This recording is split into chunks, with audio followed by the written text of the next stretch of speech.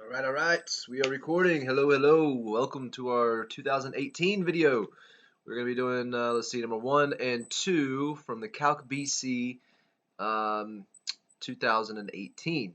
All right. So these are both Calc active. Let's just kind of go ahead and jump into it. All right. It says people enter a line for an escalator at a rate modeled by the function r given by r of t equals, and it's a piecewise function. So it's telling me okay, look at this. So it's telling me that we have a rate in. This is a rate in. It's like a rate into the escalator, and between 0 and 300 seconds, it's given by this. All right, so that's the rate at which people are coming in. And then it looks like after 300 seconds, it looks like 0 people are entering the line. Okay, so we got our rate in from 0 to 300 seconds. And it says where RT is measured in people per second and T is measured in seconds. As people get on the escalator, they exit. So we have a rate out. Okay, so we got a rate in of RT, and they exit the line at a constant rate of 0.7 per second. So that's my rate out. And there's 20 people in the line at time equals 0. All right, some good information there. Stuff we have seen a lot before. Okay. So A says how many people enter the line. So enter the line during the time interval 0 to 300. So that's the rate in portion of it. So I don't care about how many people have exited. I just want to know how many people have entered from 0 to 300. So that's just simply going to be the integral 0 to 300 of r of t dt. And what I did is I put this function into my calculator for y1. So in my calculator, I put y1 right here, 0 to 300, just typed it in, and I got 270 even people. I didn't have to round or anything. It was perfectly 270 people. Okay, so right in, and that was it. All right, now it says during the time interval 0 to 300, there are always people in the line for the escalator. Bless me. It says how many people are in the line at 300 at time equals 300. Okay, so I want to know not how many people have entered the line, but just how many people total are currently in the line at 300. Well, we have a formula for that whenever it comes to rate in, rate out problems. Okay, remember how it's going to be. It's going to be the initial plus. So the initial is 20 people. So that's going to be 20 plus the integral 0 to 300, because initially I'm at time equals 0, I'm going to 300. And it's going to be of my rate in, which is r of t, minus my rate out, which is 0.7. So there you have it. I mean, that's the formula. That's all we need to know. That's how you know the amount at any time. And in this particular case, this is at time equals 300. So again, I typed this in exactly like I wrote it right here in the calculator. For r of t, I plugged in y1. And you'll have the answer. I mean, you could simplify it. I mean, you could say 20 plus. We've already done this integral in part A. That was 270. Then we could say minus the integral 0 to 300 of 0.7 dt. So you could have also done that as well. But this ends up being 20 plus 270 minus 300 times 0.7, which I got to be 80 people. Excuse me. So there's 80 people in the line at 300 seconds. Okay, because I mean 270 might have entered the line by 300, but enough people have left that you're left with 80 people. Okay. All right. Easy enough. A and B I think are pretty okay. Let's look at C. It says for time greater than 0, or I'm sorry, greater than 300, what is the first time t that there are no people in the line for the escalator? All right, let's think about this. Because at time greater than 300, notice what happens to my rate in. After 300 seconds, there's no longer anybody entering the line. So it's all about the people exiting the line. Okay, so that's pretty simple. So if you think about it, at time equals 300, Anytime past that, it's just people are going to be getting less and less until eventually we're at 0, right? So let's think about it. At time equals 300, okay, there are 80 people, right? There's 80 people. We just found that in part B. So I just got to figure out how long it takes for those 80 people to leave the line.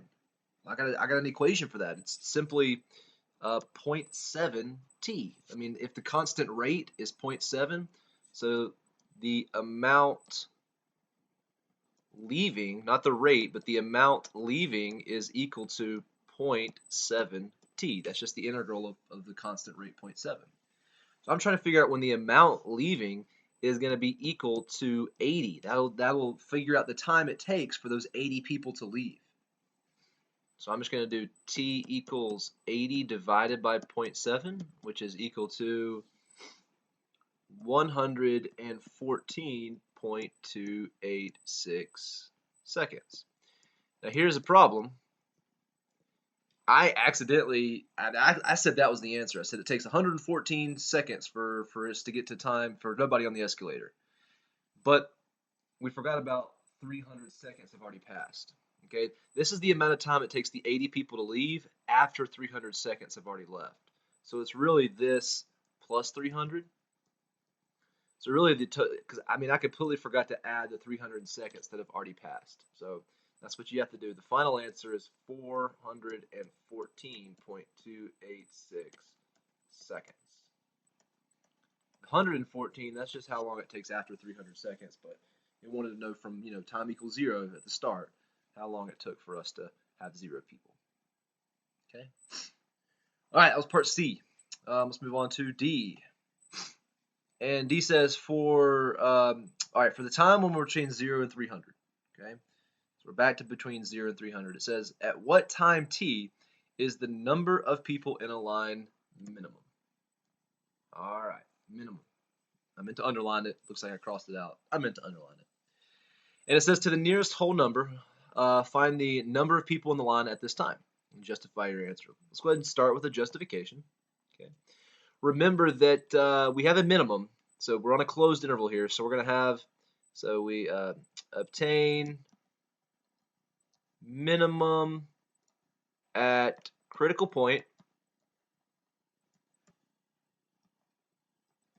or endpoints.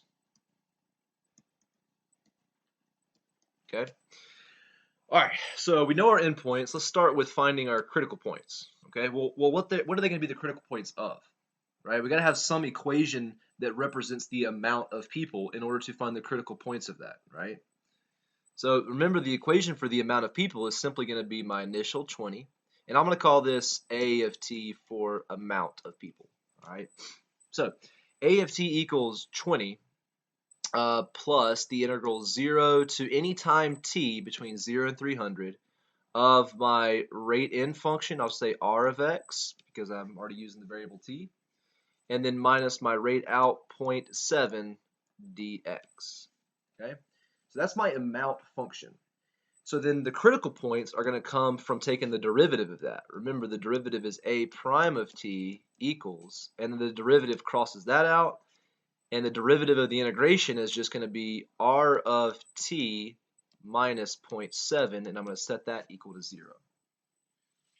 Okay, so this is how I'm solving for my critical points. Now in my calculator, remember, I already have y1 in for r of t. So what I did is I just said r of t is equal to 0.7. And in my calculator, I plugged in y1 for rt, and I plugged in 0.7 for y2. And I just looked between 0 and 300, and I found those intersections on my graphing calculator. And I got that there was two times actually that it equals that. So it's time equals 33.013298, and time equals 166.579472. So those are the two times between 0 and 300 that I have critical points. Now they could be maxes, mins, I don't know, but when it's asking for a minimum or a maximum on a closed interval, you want to check all the critical points and all the endpoints. That's really your justification. Okay. So I'll finish the problem up here. I'm going to say this is T, and we called our amount of people A of T.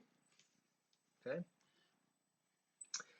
And so now let's see, the times I had were the endpoint 0, then I had 33.013, I had 166.579, and then my other endpoint 300.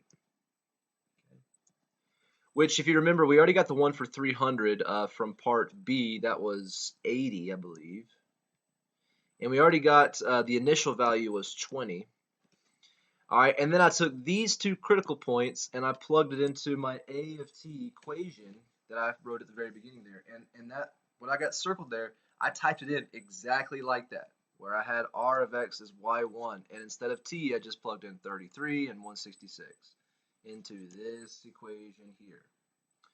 The answer I got for 33 was 3.803, blah, blah, blah. And for 166, I get 158.070. Okay. So looking at my endpoints and looking at my critical points, and take a second and pause the video, try to type that formula in if you didn't already. But the minimum value I get is right here. So to the whole number, it says what time is the number of people at minimum. So that's going to be at time 33.013, and the amount is approximately 4 people to the nearest whole number. All right, there you have it. That's number 1 for you. Here's the answer key to it. So for like A, we got 270 for the people. All right, we set up the correct integration and we got the answer. For B, we considered the rate out. We considered that 0.7 rate and times it by 300, and we got the answer to be 80.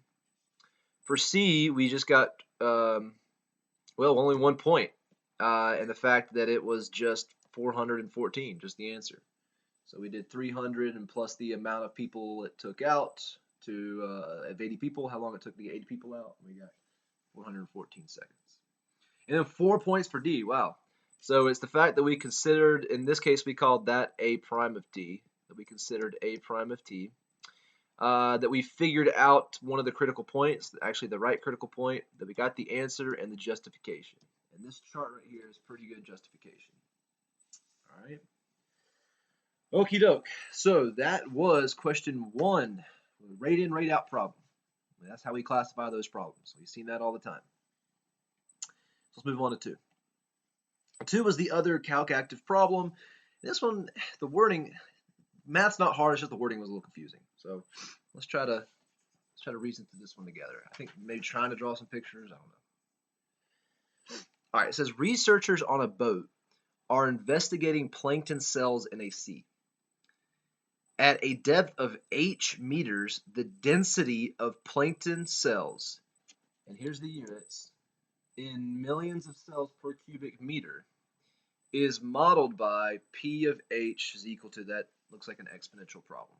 So this formula right here is telling me that between a depth of 0 and 30 meters, at some specific depth, that's going to be the density per cubic meter of plankton. So like how dense the amount of plankton are in a cubic meter. Okay. All right. Now, whenever we go past a depth of 30 meters, we use the equation f of x, which is not explicit, f of h, which is not explicitly given.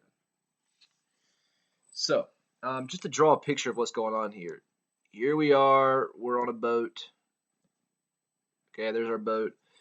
And what happens is we use this model, we can go down a depth of 30 meters. And in that 30 meters, we're using P of H to describe the density of plankton in the sea. And anything past 30 meters, we're going to use F of H to describe the density of the plankton in the sea. Okay. Now, it wants us to figure out in part A. Part A should be some gimme points here, hopefully. It wants us to find P prime of 25. and use correct units to interpret the meeting. Okay. So this is Calc active, so simply all I have to do is type P prime of 25 in the calculator. I put this equation into y1, and then I just did the derivative function of y1 in the calculator, plugged in 25, and I got it to be negative 1.179. Okay. Now let's interpret this, and let's go ahead and say the units so we don't get this part wrong. This is the rate of change of this function. Okay, so it's going to be something per something. Now, what was the units of measurements of here? Usually it models meters or pounds or something, but in this case, the units of measurements is millions of cells per cubic meter. So this is going to be millions of cells per cubic meter per meter. The top value is my units, and then that's per meters, right? So that's what a rate of change tells me. So how you interpret this is you say at a depth at h equals 25 meters at this depth. Okay. The rate, because derivative is a rate of change, the rate at which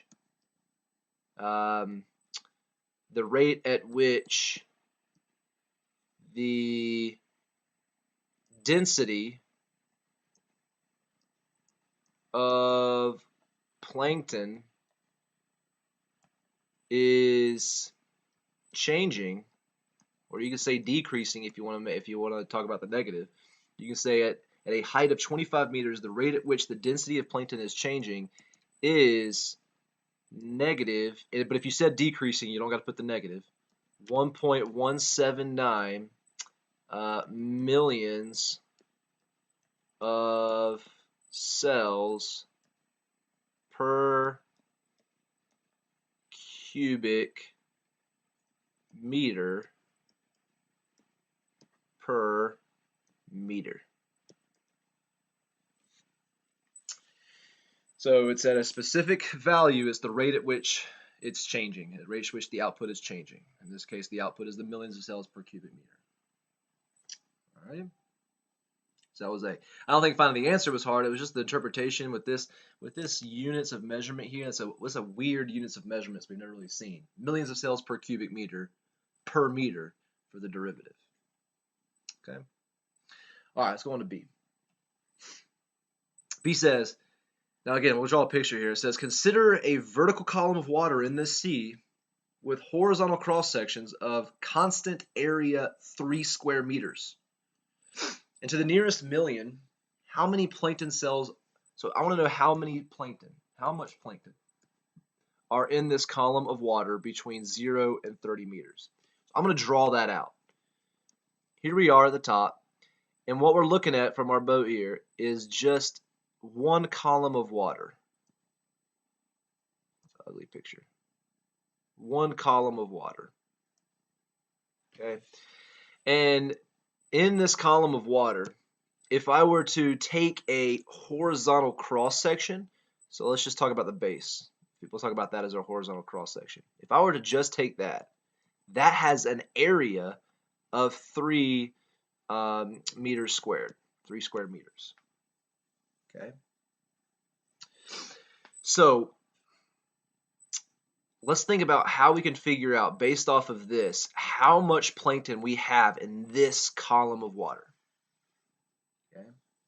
Well, remember, the density of 1 cubic meter is given by this. Okay. So this is how density works. If I want to know an amount, given a density, I'll write it out this way. Amount is equal to a density times a volume. Okay, you take the density, so that's per cubic meter, and we're going to times it by the volume. Okay. So my density equation is given by P of H. That tells me the density per cubic meter. So I just got to figure out how many cubic meters, or my volume, there are here, and we multiply that out. Okay. This is where it gets a little tricky. The volume of this, I know that the area is given by 3 meters cubed, and I'm going from a depth of 0 down to 30. Okay. Well, the way you need to think about it is normally it would be just, okay, so this is 3 cubic meters. So I take my P of H and I times it by 3 to figure out the density there. But we have a depth of 0 to 30. All right. I mean, think about it this way. If I were to look at a cross section, so here's a cross section here. This has an area of 3 and a height of nothing. We call that height dH, right? Because it's an infinite amount of cross sections between 0 and 30. So how do I add up those infinite amount of areas between 0 and 30? That's going to be integration. So let's think about it this way. It's simply going to be the integral 0 to 30 of 3 times pH dH. If I were to do this without the 3, then that's just going to tell me how much plankton I have in 1 cubic meter column. But I have a 3 cubic meter column, so I need to multiply it by 3. And that's kind of how that works right there. Okay, so that's all you had to do was come up with that formula there. And I got that equals 1,675.414,936. So that's and that's millions of plankton. That's in terms of millions. Okay. And that's the answer. Okay. So that's a little tricky of a problem trying to figure that out, but it does come from like density times volume, and the volume had to be computed pretty much by doing an integral. Because we have an infinite amount of these cross sections between 0 and 30 here. And it all depends on what H is, right? Okay. All right, let's move on to part C. Part C sounds confusing, but I promise you the math's not hard. Okay. It says, there is a function, u, such that 0 is less than or equal to f of h, which is less than or equal to u of h. So I got some function that's always greater than f of h whenever we're at a depth greater than 30. And I also know that the integral from 30 to infinity of that bigger function u is going to be equal to 105. So that's helpful information. And it says the column of water in part B is k meters deep. Sorry, excuse me. The column of water in part B, which we did it to 30, is now k meters deep, where k is greater than 30.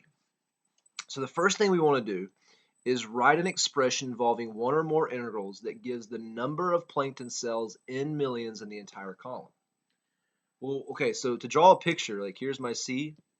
What we found in part B was we found this column of water right here. We found this column of water at 30 meters. That was 1,675 million plankton. Now it wants me to come up with an expression to figure out how many plankton I have past that, all the way to a depth of k. So all I got to do is take this amount and add another integral to represent the amount past 30 of a depth. Well, that's pretty simple. All you have to do is say, all right, it's my initial value from, it's 1,675. That was like 0.414. Okay. And I'm going to add that to 30 to k, and now I'm using a different equation. I'm no longer using my P equation, I'm using my H equation. So that's going to be, or F equation, sorry. That's going to be 3 times F of H dH. And that's the expression. So that's the expression that'll tell me any amount of plankton in millions past a depth of 30 for any depth of k.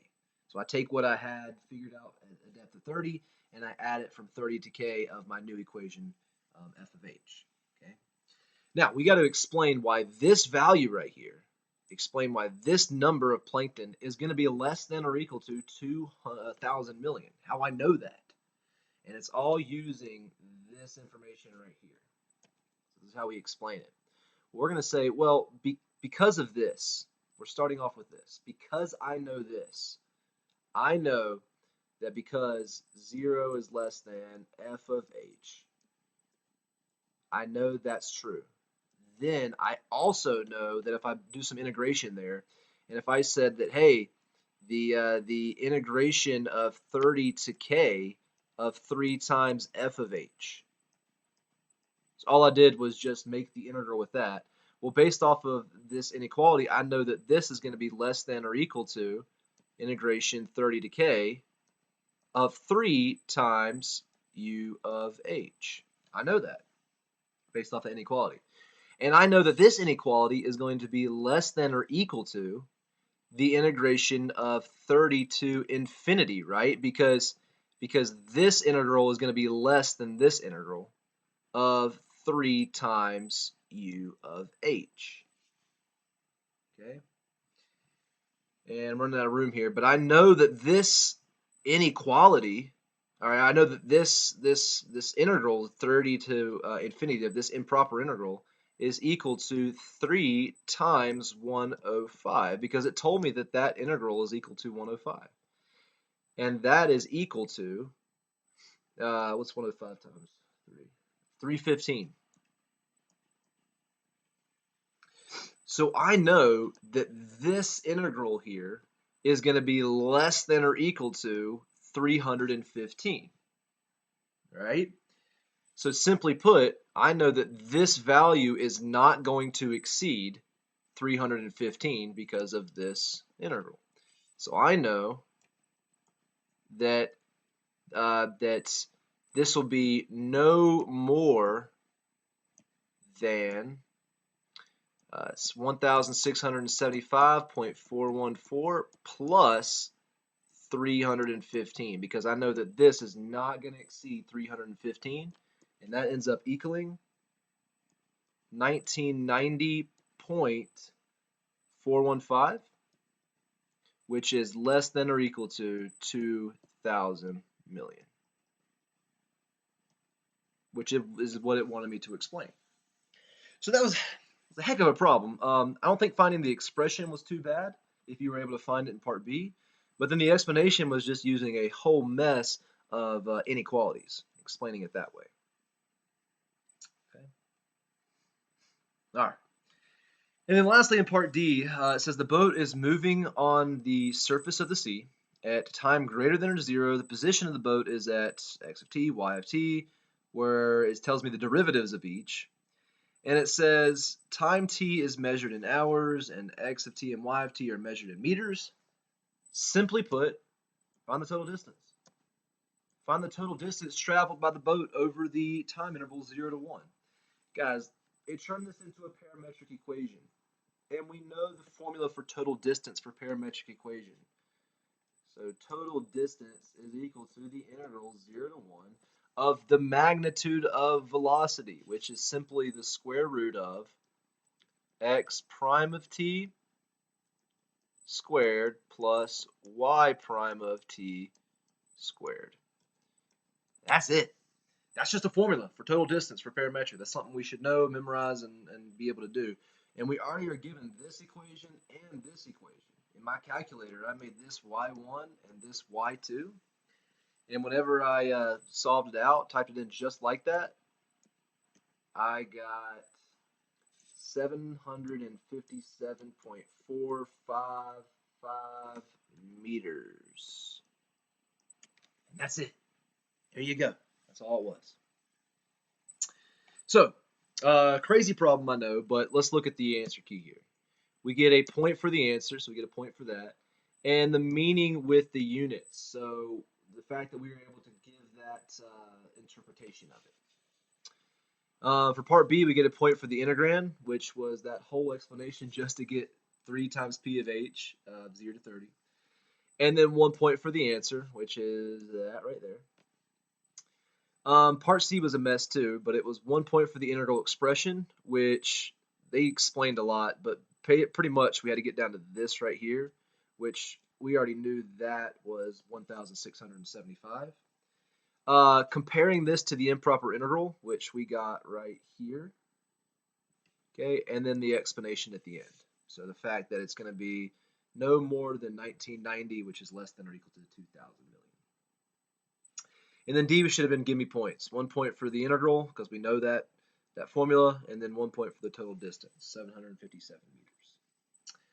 And that's it, guys. That's questions 1 and 2 for 2018.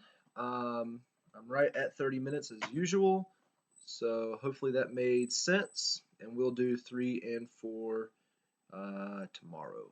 So I hope y'all have a good rest of the day, and don't work too hard. See y'all.